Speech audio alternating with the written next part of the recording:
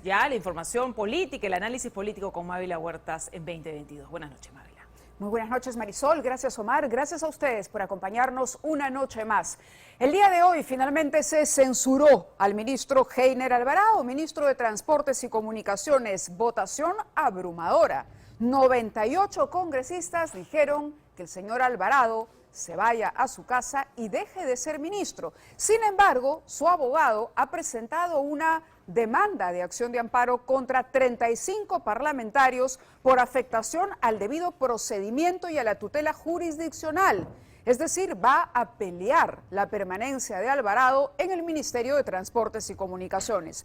Por otro lado, les adelantamos también que finalmente se aceptó ya esta reunión que sostendrán mañana el presidente de la República y un grupo de ministros que lo van a acompañar. Son varios ministros, el canciller César Landa, en el Congreso de la República con el nuevo presidente, el congresista José Williams. Se ha pedido desde la mesa directiva, algunas voces están pidiendo que esta reunión sea abierta, que se pueda conocer el contenido, que sea pública. Vamos a hablar de esto y de mucho más esta noche porque tenemos un revelador informe también de Alonso Dávila sobre el caso del congresista acusado por violación Freddy Díaz, antecedentes peligrosos de este parlamentario en la mira de la justicia. Así empieza 2022 en 24 horas.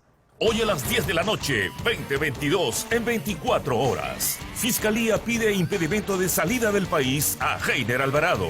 El ministro más cercano al presidente Pedro Castillo fue censurado por el Congreso. Ministerio Público lo investiga de ser parte de una presunta organización criminal para hacerse de obras. Además, Contraloría detecta contrataciones irregulares de familiares de vicepresidenta Dina Boluarte.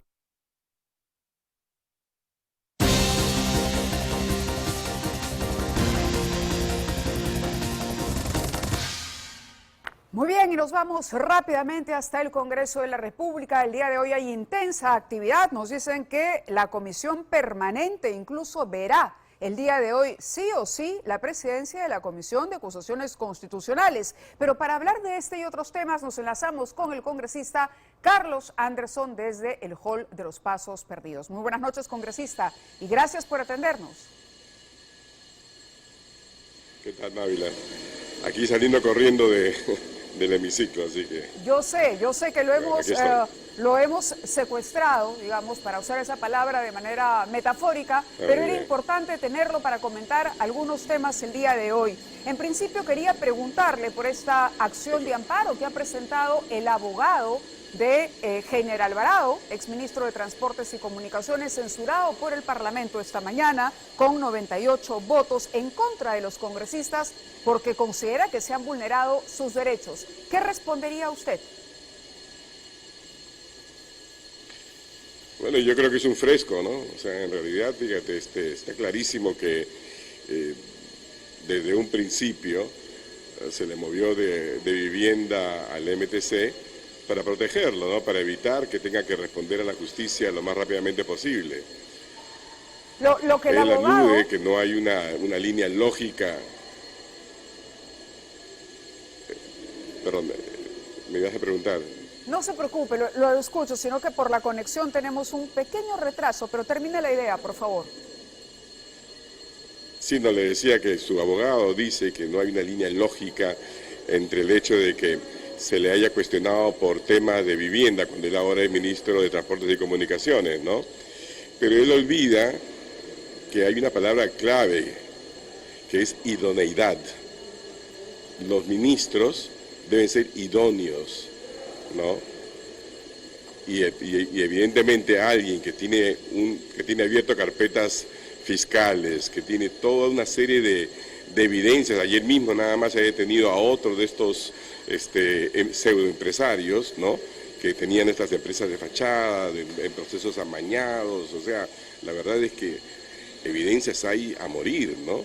Entonces, sinceramente, a mí no me sorprende, ¿no? que utilicen todo tipo de triquiñuela legal para evitar enfrentar a la justicia. Esto es un poco como el presidente, ¿no? Se trata de obstruir el curso normal, digamos, de la búsqueda de la verdad y la justicia. Lo que dice el abogado de Heiner Alvarado es que A él lo están censurando por hechos ocurridos o hechos que son investigados, pero en el Ministerio de Vivienda. Y que él ya no es más ministro de ese sector. Y no tendrían por qué censurarlo hoy, que ocupa otro ministerio, digamos, no el que está bajo la investigación de la Fiscalía. Claro, y mañana lo ponen en el Ministerio de Agricultura para que no sea responsable de lo que pudiera estar pasando en el Ministerio de Transporte y Comunicaciones, y después lo movemos a Relaciones Exteriores y cosas por el estilo. Así no funciona. Como he dicho hace un momento, existe algo que se llama idoneidad. El ministro tiene que ser una persona pro, una persona que pueda, digamos, responder con la frente en alto por sus actos, y ese no es el caso. Es evidente que aquí tenemos a un ministro que no es un tema de cuestionamiento, hay una carpeta fiscal, ¿no?, que tiene un montón de evidencia, hay testigos que están, testigos que han digamos, admitido que han cometido delitos, hay pruebas de empresas de fachadas. O sea, la verdad es que sinceramente es una frescura que su abogado pretenda esto, ¿no? De acuerdo, quería compartir con usted y con nuestros televidentes la decisión ya adoptada por el Poder Judicial, que finalmente va a evaluar el día 21, esto es la próxima semana, el día miércoles, si no me fallan los cálculos, el pedido de la Fiscalía para impedirle la salida del país por 36 meses al censurado ministro de Transportes y Comunicaciones, Heiner Alvarado López. ¿Usted cree que en efecto hay peligro de fuga de Alvarado? Bueno, mira, más vale prevenir que lamentar. En el caso del ministro Silva, todavía fugado, fue exactamente lo mismo, ¿no? Y como acabo de señalar, aparentemente hay toda una voluntad y una estrategia, ¿verdad?, de proteger a este exministro ahora, porque evidentemente pues, es una persona clave en todo lo que según la Fiscalía constituye una red criminal, ¿no? La Comisión de Fiscalización, el presidente de la Comisión de Fiscalización ha pedido una alerta migratoria. La alerta migratoria me parece que ya se produjo. Acá tenemos a Solicitación y Contraloría del Congreso. Se informa que se ha emitido una alerta informativa migratoria del ciudadano Heiner Alvarado López en nuestros puestos de control migratorios y fronterizos. ¿Le da confianza esta disposición? A mí me parece muy bien, o sea, hay que prevenir, como digo, ¿no? Ya se han escapado demasiadas personas claves, ¿verdad? El ministro, la verdad, que no nos da ninguna confianza de que se vaya a allanar a la ley. O sea, evidentemente, por ejemplo, el intento de eso, ¿no? Para evitar, digamos, perder el aforo, digamos, o la protección, mejor dicho, ministerial. ¿Y qué espera, ya pasando a otros temas, de la reunión que se producirá el día de mañana entre el presidente Castillo y el flamante presidente del Congreso, el congresista José Williams? ¿Está de acuerdo con la propuesta de su colega Muñante para que esta sea una reunión pública cuyo contenido pueda conocer el país? Bueno, mira, la verdad es que yo no espero nada de esas reuniones. Para comenzar, no es una reunión entre el presidente Castillo y el presidente del Congreso, el señor Williams.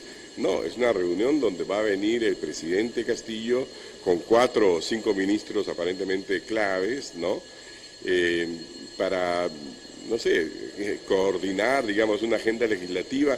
En realidad, nosotros sabemos perfectamente bien cuáles son los temas que están pendientes. Yo hubiera preferido una reunión realmente de uno a uno, no sé si necesariamente pública, transmitida, porque claro, siempre hay un poco de actuación en eso, ¿no? Y creo que se necesita tener un diálogo franco entre 2 poderes del Estado para que cada quien entienda cuál es su rol. En el caso nuestro, yo creo que el presidente se resiste a entender que aquí no hay una oposición obstruccionista, que si censuramos a un ministro, pues no es porque se nos ocurrió, sino porque hay razones más que legítimas para hacerlo. Y en esa línea de reflexión, ¿Seguiría los pasos de Alvarado, el ministro del Interior, teniendo en cuenta toda la polémica suscitada con denuncia de por medio, incluso por parte de la Fiscalía por el caso Colchado? Sí, además también con hasta señalamientos de firmas falsificadas, ¿no es cierto? En realidad, fíjate, el Ministerio del Interior pues se ha convertido en un circo, ¿no? Tenemos ya 7 ministros del Interior, eso implica pues todo tipo de cambio y la verdad es que mientras tanto tenemos una situación de inseguridad ciudadana en todo el país. En Sullana pues arrasada por los sicarios, Trujillo igual, Lima ni qué decir. Entonces, en lugar de tener un ministro del Interior que se haya dedicado pues carambas a trabajar en este tema, hemos tenido un ministro dedicado a ser, digamos, funcional a los deseos del presidente de oponerse o de encontrar alguna forma de sacar a quien considera su enemigo número 1, que es el coronel Harvey Colchado. Entonces, ¿eso quiere decir que se propondrá la censura del ministro Huerta? Sí, claro. En realidad, si hubiera un poquito de dignidad, hace rato que tendría que haber renunciado también, ¿no? La verdad es que me da un poco de pena, fíjate, este tipo de entrevistas, yo sé, porque todo el tiempo estamos hablando de sí, pues tiene que renunciar, sí, pues tenemos que censurarlo, sí, pues tenemos que interpelarlo, pero yo espero que la ciudadanía entienda que esto no es algo causado por nosotros, esto es causa y efecto. Esto es simplemente el trabajo que tenemos que hacer desde el punto de gobierno, pues que insiste en ponernos ministros que no son dignos del cargo. De acuerdo, también hay problemas en el Congreso de la República, sin duda, y está pendiente, por ejemplo, el caso del congresista Freddy Díaz, está pendiente todavía el tema de los niños. Hoy nos acabamos de enterar, la Defensoría insta al Jurado Electoral Especial a investigar, por ejemplo, lo ocurrido con su colega Patricia Chirinos, que participó en un acto. Vamos a escuchar lo que pasó con Patricia Chirinos y lo que dijo exactamente para que el televidente esté enterado y lo comentamos inmediatamente. Congresista Anderson, muchas gracias por su paciencia. Gracias, Angélica, por ese trabajo. Sé que vamos a tener a nuestra alcaldesa de Ventanilla, Angélica Ríos. Y ya presenté el proyecto de ley de reelección de alcaldes y gobernadores regionales para que se reelija también de paso, Angélica. Ya me adelanté. ¿Hay una infracción flagrante de Patricia Chirinos en su juicio? Mira, la verdad, yo voy a responder por mis actos. Creo que la congresista Patricia Chirinos debe responder por los suyos.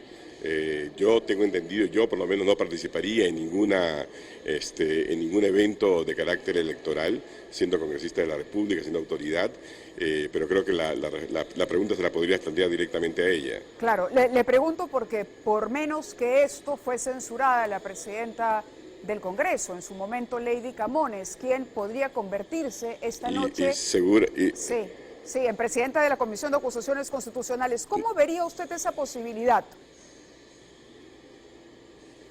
Mira, nuevamente, yo creo sinceramente que las personas adultas, ¿no?, tienen que hacerse responsables de sus actos.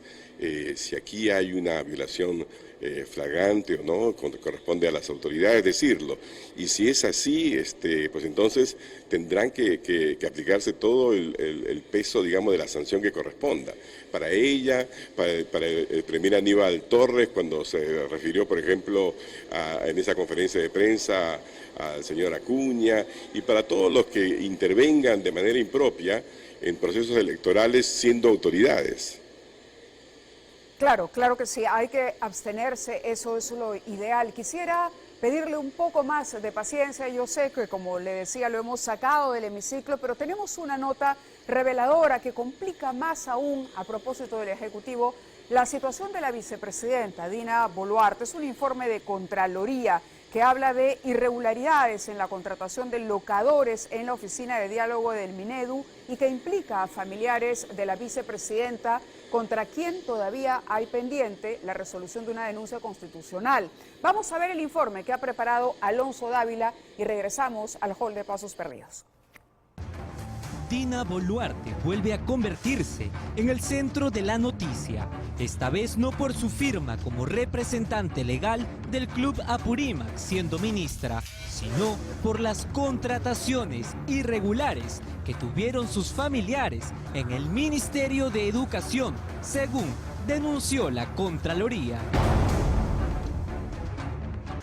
Este es el informe que da cuenta de las irregularidades en contrataciones de locadores en la oficina de diálogo del Minedu, emitido el 9 de septiembre, y da cuenta de las faltas que cometieron el hermano y la sobrina de Dina Boluarte para acceder a órdenes de servicio. Lo único que le quiero decir al pueblo peruano es que Dina Boluarte no ha hecho absolutamente nada malo. Huitberto Nicanor Boluarte Segarra es el hermano del actual titular del MIDIS. Este personaje ha tenido órdenes de servicio durante el 2022 y parte del 2021 por un total de 99.000 soles.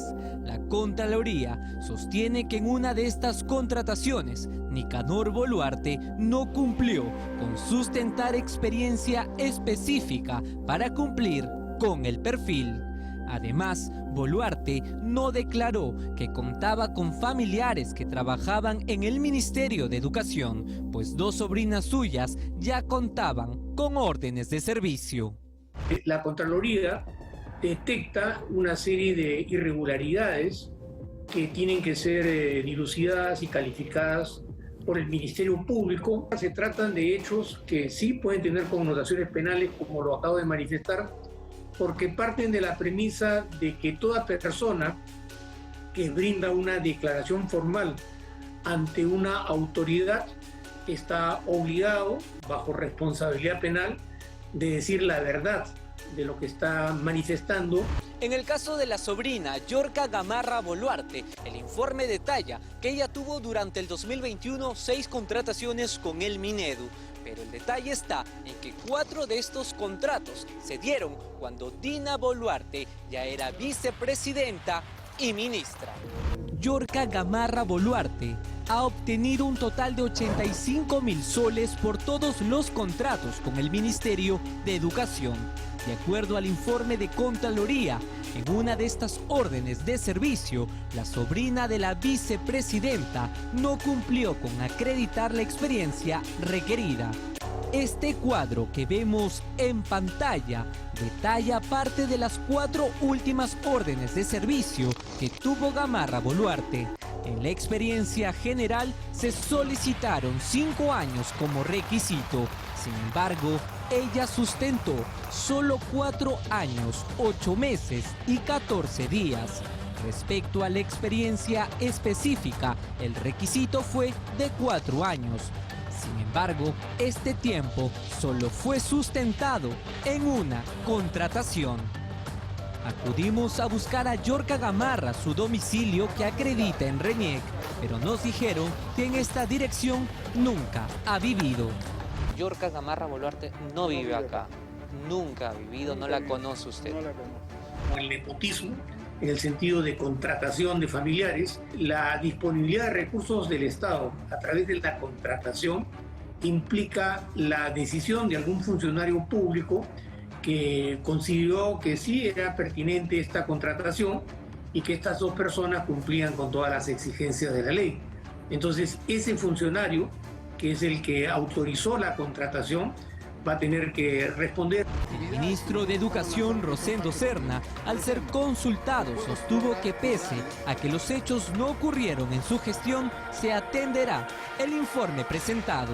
Todo lo que viene de Contraloría se atiende. Nosotros procesamos, analizamos el tema y le damos la implementación y asumimos el reconocimiento. No le puedo yo señalar ese detalle porque finalmente esos son hechos que han ocurrido antes que yo llegara al Ministerio de Educación y que está en trámite. Este informe complica aún más la situación de la vicepresidenta Dina Boluarte, quien ya se enfrenta a una denuncia constitucional, la misma que la dejaría sin sus cargos e inhabilitada hasta por 10 años.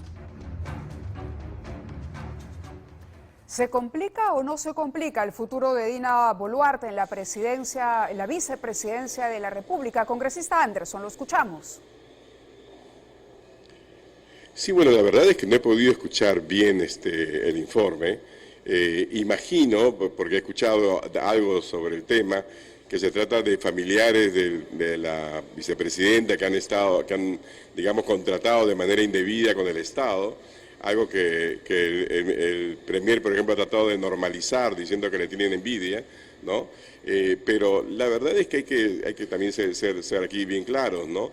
Las responsabilidades son individuales. Que yo sepa, los familiares de la señora Boluarte son personas adultas y se han cometido, pues, digamos, han firmado contratos que no deberían haber firmado, tendrán que tener sanción, pero no sé cómo pero se complica ¿no ve nepotismo aquí? digamos, a la vicepresidenta. ¿Perdón? ¿Ve nepotismo aquí? ¿Qué es lo que se cuestiona? ¿Perdón, cómo? Nepotismo, congresista, si ve usted que la comprometa porque, a ver, se han sido contratados porque Dina Boluarte es su pariente y es vicepresidenta, ahí hay nepotismo. Y eso habría que esclarecerlo. Bueno, lo que no sé es si es que ella habrá sabido del tema o no, ¿no? O sea, la verdad es que las personas mayores de 18 años toman su decisión y no necesariamente les preguntan a las autoridades, ¿no? Entonces, creo que hay responsabilidades de carácter personal. Digamos que lo que sería grave es que la vicepresidenta tratara de justificar esto, ¿no? Como lo ha hecho, por ejemplo, el premier Aníbal Torres. En el caso de su hermano, entiendo.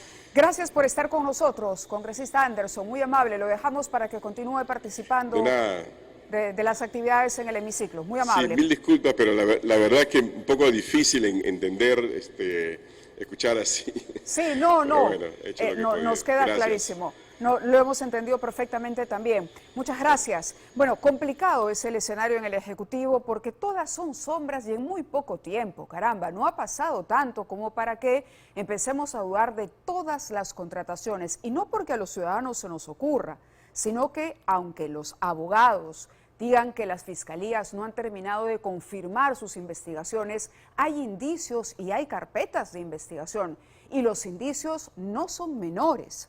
Ya hay colaboradores eficaces, hay detenidos, hay un prófugo de la justicia. Evidentemente hay motivo vasto para sospechar, por lo menos, de que algo va mal en el aparato del Estado hace tiempo, desde antes incluso de que se instalara Pedro Castillo en Palacio de Gobierno. No nos olvidemos de eso.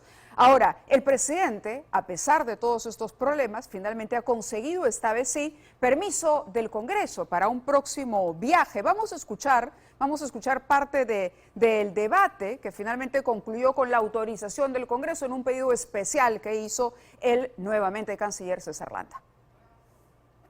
No hay impedimento alguno para que él pueda salir. Es una reunión sumamente importante, ¿no? En las Naciones Unidas, por lo tanto, considero que el Pleno del Congreso debe darle la autorización para que viaje. Y hay muchos que no hemos tenido la hidalguía, los varones la hombría para vacar al presidente. Entonces, si estamos buscando tanto la vacancia del presidente, yo creo que hoy es el motivo de darle la libertad que él necesita para irse del país. Démosles la posibilidad de que viaje y si no regresa, mejor, ya el Congreso se evita hacer el esfuerzo de vacarlo, fácil. Hay que ser conscientes y acá sin menospreciar qué podría explicar el señor Pedro Castillo Terrones de temas allá en cuanto a financiamiento y todo lo demás, ¿no? Seamos conscientes, que mande mejor al ministro de Economía y haga su trabajo, pues por algo se le paga también. Gracias. Yo considero que debemos recapacitar. Acá no se trata de dañar al presidente, ni mucho menos, sino se trata de proteger la imagen del Perú en el extranjero. No creo que mejoren absolutamente nada si es que él sale, por el contrario, sería peor. Recordemos que anteriormente se le prohibió al presidente, no se autorizó su salida del país. Esta vez un evento importante en Naciones Unidas, bueno, el Congreso ha decidido que sí. El congresista Víctor Cutipa también está en el hall de los pasos perdidos a esta hora. Todavía continúa la actividad en el Congreso. Él pertenece a la bancada de Perú Bicentenario y ha dicho categóricamente que José Williams, nuevo presidente del Congreso, está mostrando una actitud de confrontación. Muy buenas noches, congresista Cutipa, bienvenido al programa. Muchas gracias por esta oportunidad, como siempre, dispuesto. Gracias a usted, y con las dificultades que produce siempre una comunicación a la distancia, ¿por qué cree que es confrontacional si finalmente hoy el Congreso ha autorizado el viaje del presidente y mañana habrá una reunión que esperemos transcurra con la mayor cordialidad, por lo menos, o un alturado intercambio de ideas en Palacio Legislativo? Bueno, lo que en esta mañana hemos discutido es la auto... No le he copiado. ¿Por qué cree que es confrontacional el presidente del Congreso? A ver, si bien yo me he pronunciado a través de redes sociales al respecto, tenemos que recordar que el presidente de la República hace una invitación al presidente del Congreso para que concurra al Palacio de Gobierno y se pueda ahí reunir y conversar sobre el futuro, el presente y futuro del país. Lo que no considero correcto es que el presidente del Congreso haya puesto la condición de que esta reunión se lleve en el Palacio Legislativo y no en el Ejecutivo. Yo creo que lo correcto debió ser aceptar, concurrir al Palacio de Gobierno y ahí, como una forma de corresponder a la invitación, invitar luego para que concurra al Palacio Legislativo y en una segunda reunión continúen conversando sobre el presente y futuro del país. Correcto, pero el presidente ha dicho que asistirá. ¿Usted es de los que cree que esta debería ser pública, una reunión pública para conocer el contenido de lo que se dirá allí? Bueno, yo creo que una parte de esa reunión podría ser pública con la participación incluso de los parlamentarios, pero en este momento no conocemos cuál va a ser la mecánica de esta reunión, si es que solamente conversará entre ambos presidentes o podremos participar también los parlamentarios. Algunos parlamentarios estarán, pero también estarán ministros. Entonces, ¿diría usted que debería, de cara a la transparencia, no sé, para transparentar las relaciones entre Ejecutivo y Legislativo, permitir eso, el acceso, por ejemplo, a cámaras de televisión y transmisión en vivo? Mire, yo creo que una primera parte puede ser una reunión con la participación de los ministros, de los congresistas, y seguramente al concluir esta entrevista, esta reunión, darán a conocer a los medios de comunicación sobre los temas conversados y si es que se ha llegado a algunas conclusiones luego de concluida esta reunión. De acuerdo, de acuerdo. Vamos a otros temas. El abogado del ministro de Transportes ha denunciado a 35 congresistas, ha presentado una acción de amparo y los ha denunciado por afectación al debido procedimiento. Pero la votación de censura contra Heiner Alvarado alcanzó 98 votos. Eso es una mayoría abrumadora. ¿Perdone? ¿44? No, 94 votos a favor de la censura. Es un montón, le decía yo. ¿Por qué la denuncia entonces? Es el ejercicio democrático. En el Congreso, que tiene estas atribuciones, los votos mandan. Bueno, el voto ha sido democrático dentro de una discusión, pero me parece que ya la decisión vino previamente a la sesión de hoy, porque hay un sector de parlamentarios que ya tienen una posición definida respecto al gabinete ministerial. Respecto al tema de la acción de amparo presentada por el ministro, tiene su procedimiento a seguir, será el juez correspondiente quien determine si se admite y continúa la demanda de amparo, o si es que se acepta una medida cautelar o no, pero lo que hoy se ha discutido en el Parlamento es la censura del ministro. Como usted lo ha manifestado, ha obtenido una alta aprobación, se ha censurado al ministro, lo que no significa que nosotros estemos de acuerdo con esa censura. Yo le he manifestado no solamente en esta oportunidad, sino en reiteradas veces, que aquí hay una vocación más bien de cuestionar y censurar a los ministros de este gabinete. Lo que ha llamado la atención, congresista Cutipa, es que incluso la bancada de Perú Libre ha votado a favor de censurar a Heiner Alvarado. Sin embargo, no solamente lo defiende su abogado al presentar este recurso, el ministro de Trabajo se ha referido al tema y ha dicho que se le está censurando como ministro de Transportes sin ningún hecho como ministro de Transportes. Escuchemos al ministro Salas y regresamos con usted al Congreso. A él se le censura como ministro de Transportes sin ningún hecho como ministro de Transportes. Se le censura como ministro de Transportes por hechos vinculados a su labor en el Ministerio de Vivienda. Tenemos entendido que el ministro Alvarado incluso ha recurrido a la vía constitucional con una acción de amparo por un tema de competencias en las cuales él venía desempeñándose. Y hay que tener siempre bastante cuidado con el tema de utilizar estas herramientas que, si bien es cierto son constitucionales, hay que ver cómo, cuándo y en qué momento se utilizan y hasta dónde llegan. Eso es lo que dijo el ministro. ¿No se excede el ministro y deja de respetar o interfiere con los fueros y las decisiones de otro poder del Estado, como es el Congreso? Mire, sin perjuicio de lo que se decida en el Poder Judicial, hay que tener en consideración que hoy se ha censurado al ministro por hechos que habría cometido en un ministerio diferente al actual. Ahí es donde ellos se refieren a que no se ha cumplido con el debido procedimiento porque, como le hemos manifestado, esa cartera ya no la asume en la actualidad, pero en el Congreso de la República se deciden por votos. A veces incluso la argumentación que nosotros damos dentro de la sesión no es la que decide la voluntad de los votos.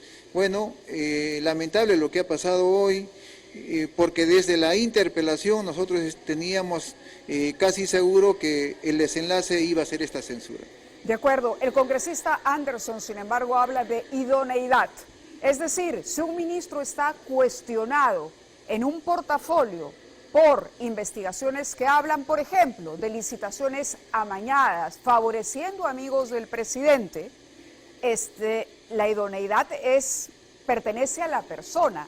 El cambio de ministerio resulta secundario en el análisis para el voto. Recordemos que el Congreso es un espacio político para la decisión política. Esto no quiere decir que sea culpable, pero la idoneidad del ministro sí está en cuestión. Bueno, creo que es una forma de forzar la figura para justificar la decisión que se ha tomado este día, ¿no? Porque fácil sería denunciar a X personas sin argumento, pero para luego censurar bajo ese argumento de tener denuncias previas. Yo creo que es una forma forzada de la apreciación del congresista mencionado, pero no es la primera vez que lo manifiesto. Ya las interpelaciones vienen en combo. Vienen interpelación con una censura posterior, y que este desenlace esta situación no se está dando desde ahora, ya precede desde los primeros meses de gobierno, por no decir desde la segunda vuelta.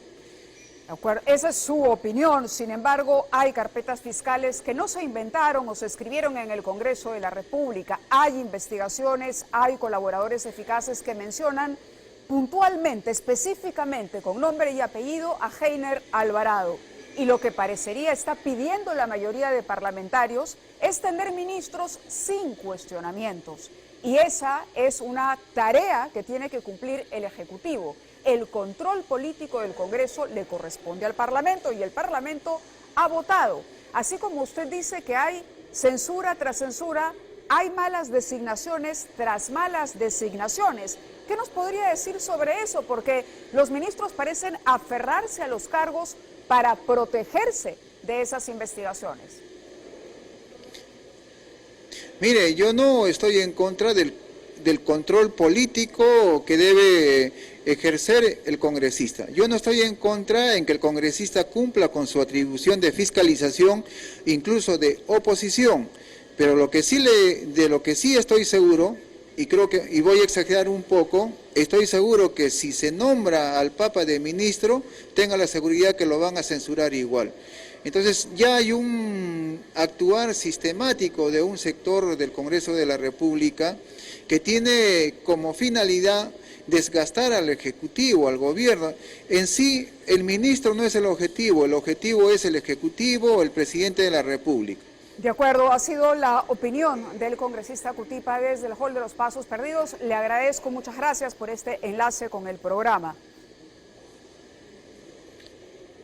Muchas gracias. Gracias a usted, Buenas muy noches. amable. Pero vamos, que ya esto es comentario nuestro, ¿no? Comentario nuestro. El tema del desgaste, vamos, viene por el propio Ejecutivo, ¿no? Fíjense ustedes lo que pasó recientemente con el canciller, por ejemplo. No lo nombró el Congreso, lo nombró el Ejecutivo y al poco lo retiró el presidente solito. Lo retiró, se peleó públicamente con el canciller Rodríguez Mackey y ya no es más. Regresó el señor Landa. Vamos a ir a una pausa, pero vamos a regresar con un informe que ha preparado Alonso Dávila completamente revelador sobre los antecedentes del señor Freddy Díaz, congresista hoy denunciado por violación. Habla la expareja de este congresista en un reportaje exclusivo de Alonso Dávila. Vamos a la pausa y regresamos.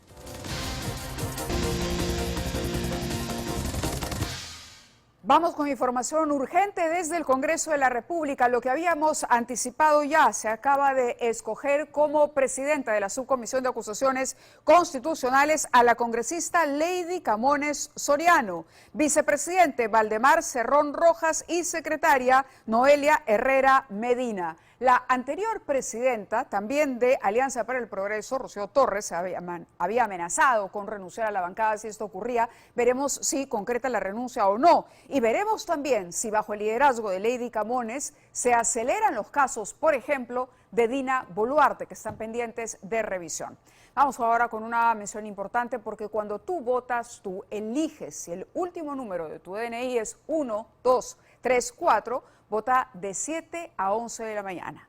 Si acaba en 5, 6, 7, 8, 9, 0, vota de 11 de la mañana a 5 de la tarde. Adultos mayores, gestantes y personas con discapacidad, de 2 de la tarde a 5 de la tarde.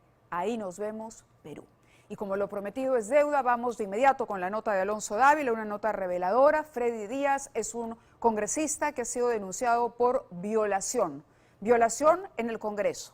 El caso sigue su curso, la investigación avanza, pero hoy Alonso Dávila conversó con la expareja de este congresista y la verdad es que los antecedentes no son nada halagüeños para Freddy Díaz.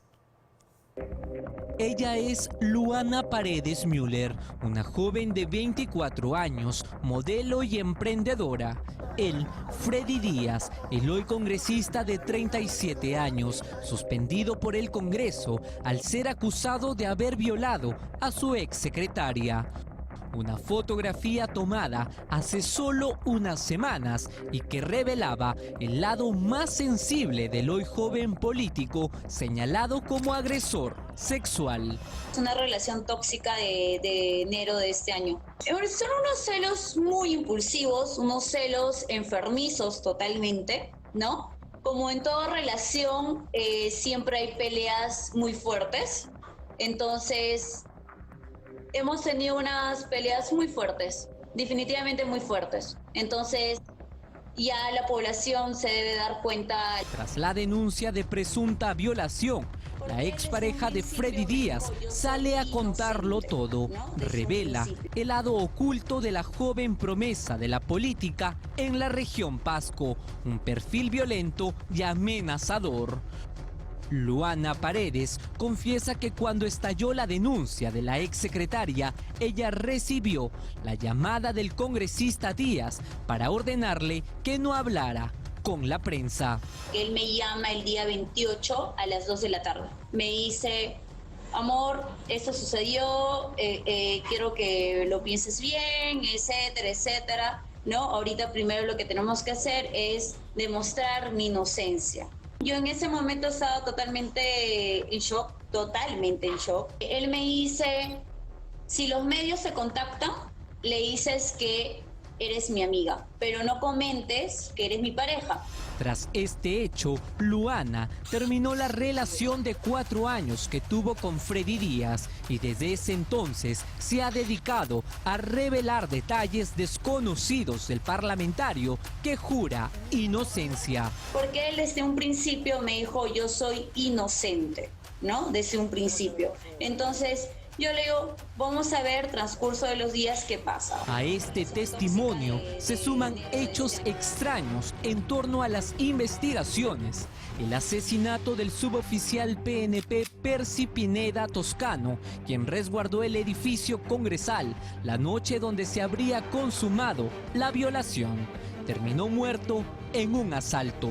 Por una disposición fiscal fue citado para declarar el día 16, el día de mañana a las 10 de la mañana. Entonces, ya haciendo seguimiento al caso, qué diligencias están pendientes, nosotros llegamos a tener conocimiento que en agosto él habría perdido la vida. Un asalto, él iba en un viaje familiar, el carro se habría malogrado, estaba estacionado, y fue el momento en que 3 personas con pasamontañas se aproximaron a asaltarlos. Entonces él ha repelido el asalto y ha perdido la vida. Pese a este hecho ocurrido solo días después del 27 de julio, la defensora del pueblo, Eliana Rebollar, sostiene que existen más elementos para seguir con la denuncia al congresista. Hay, como digo, muchas testimoniales que se están dando de las personas que habrían intervenido antes o después, y también se ha pedido a nivel de la defensa de ella ante la Fiscalía algunos elementos importantes, por ejemplo, las comunicaciones que habrían tenido los efectivos que le dan seguridad al congresista en las horas que ocurrían estos eventos, los celulares de las 3 personas, que es el testigo, la víctima y el congresista de la República. El congresista Díaz ha sido suspendido por 4 meses. Sin embargo, la suspensión no ha sido por la denuncia de violación, sino por haber estado bebiendo licor en las instalaciones del Parlamento. La Defensoría del Pueblo exhorta a los congresistas a priorizar la denuncia constitucional contra Díaz para que sea desaforado. Está pendiente es que se constituya la subcomisión de acusaciones constitucionales, y ahí desde la Defensoría del Pueblo nosotros les hacemos un llamado a la subcomisión para que una vez constituida ponga como uno de los temas relevantes de su agenda la discusión de este tema, ¿no? Sería importante que ellos den un mensaje contundente a la sociedad peruana de cómo intervienen ante un caso de esta naturaleza. El congresista Díaz ha sido retirado de su partido, viene siendo investigado por la Fiscalía y el Congreso aún tiene pendiente la denuncia constitucional. Mientras eso pasa, la joven secretaria solo exige justicia. Creo que compartimos ese deseo todos los peruanos de bien. Todo está mal en la historia de Freddy Díaz, todo está mal. La defensa de este congresista, las 2 abogadas que alguna vez nos han visitado, lo defendían aduciendo que no era el único que había tomado alcohol en el Congreso, sino que habían otros congresistas con él. Lo concreto es que hay una denuncia de violación y esto tiene que ser, como ha dicho la Defensora del Pueblo, una prioridad para la subcomisión que ahora acabamos de confirmar preside la congresista Lady Camones, ex compañera de bancada del denunciado Freddy Díaz. Si él es inocente, recordemos que además desapareció cuando se conoció la denuncia. No es que se puso de inmediato a disposición de la justicia. Si es inocente, que se defienda ante la ley, y si es culpable, que caiga en él todo el peso de la misma, de la ley. Hacemos una pausa y regresamos. El 2 de septiembre último se propaló la noticia sobre la presunta participación de la señora Luz Angélica Polinario Yanco en el plan de fuga del exministro Juan Silva y que ella se encargaría del tema económico. Sobre esta nota hemos recibido una carta de la señora Polinario donde solicita la rectificación de lo propalado al aire. En estos días hemos tratado de ubicarla tanto su teléfono personal como al indicado en la carta para tener además su versión, lo que permita complementar y o rectificar la información. Pero todo intento ha sido infructuoso. En tal sentido, dado que no se cuenta con su descargo, se ha tomado la decisión de retirar la nota de toda plataforma donde se encuentre alojada esta noticia. Y antes de terminar, contarles que hay una denuncia que se ha presentado el día de hoy en el Congreso de la República. El congresista Lizarzaburo, si no me equivoco, ha presentado esto, dice conformar la comisión investigadora encargada de indagar e investigar exhaustivamente los vínculos que tendría el presidente José Pedro Castillo Terrones y su entorno familiar, social y político con la organización terrorista Sendero Luminoso u otros organismos de fachada o generados en las estructuras senderistas, investigación que procederá en el plazo de 120 días hábiles y estará conformada por integrantes de los grupos parlamentarios aplicando el principio de proporcionalidad. Mañana continuamos con esto. Mañana es la reunión entre el presidente y el presidente del Congreso y tendremos todos los detalles como siempre aquí en 2022. Los dejamos ahora con Carlos Galdós de inmediato. Adelante, Carlos.